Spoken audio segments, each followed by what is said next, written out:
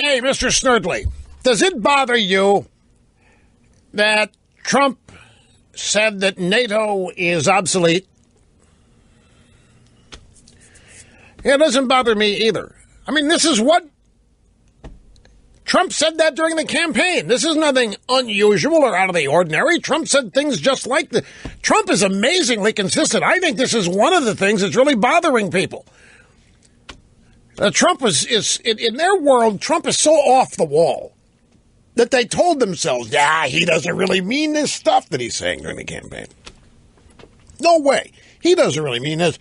If he ever gets elected, he's going to get sensible. And NATO and the IMF and the World Bank and all of these left-wing, do not doubt me, all of these organizations have been taken over by the left. NATO originally might have had a great purpose militarily, national security, but all of these outfits have been taken over by European leftists. And NATO, the North Atlantic Treaty Organization, NATO is just us. You know, we fund it. We are the defense budget and the military for many European nations.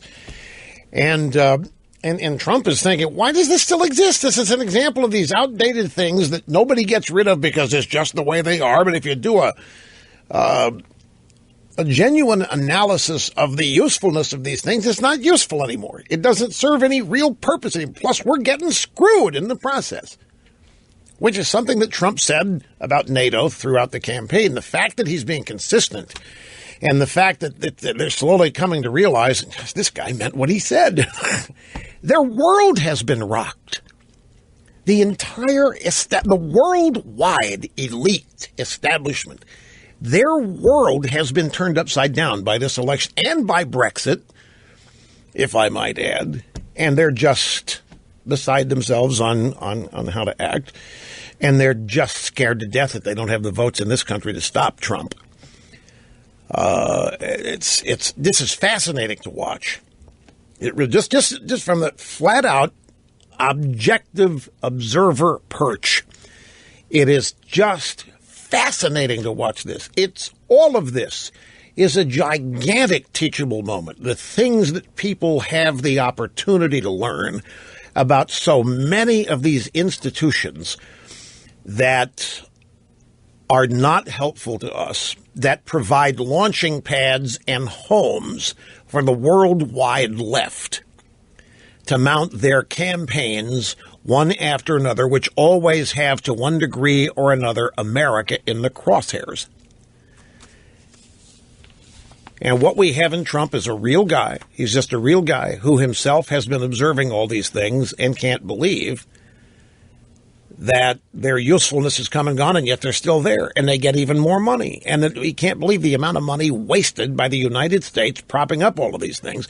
And the reason it happens is this is how we tell ourselves we're a superpower. This is how we tell ourselves we are a world power, that our fingerprints on all of these different worldwide organizations, which is fine. I'm all in favor of the U.S. being a superpower, but some of these things are actually being used against us, like the World Trade Organization, the International Criminal Court. All these things have come basically from one department of the United Nations or another.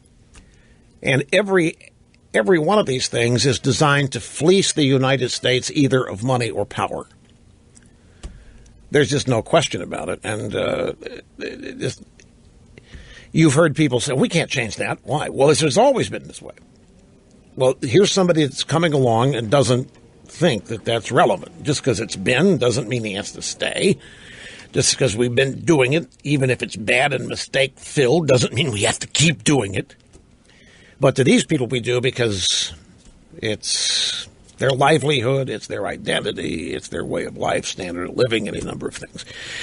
Great to have you back, folks. 800-282-2882. If you want to be on the program, the email address, lrushbo@eibnet.com. Hey, if the Russians did hack, I'm just going to play a little game here.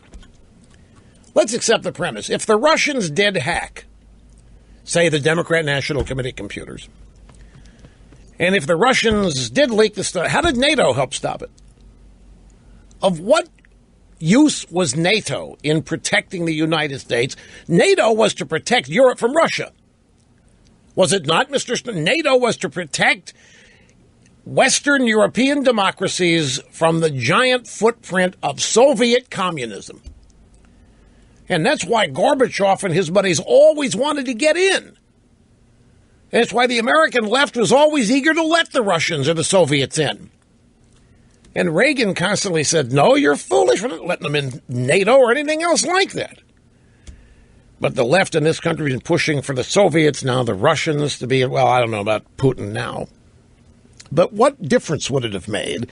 How did NATO stop whatever it is the left thinks Putin did to screw them? Not one thing. If NATO's there to stop Russia and to stop the Soviets. It may not be the best example, but it is at least one.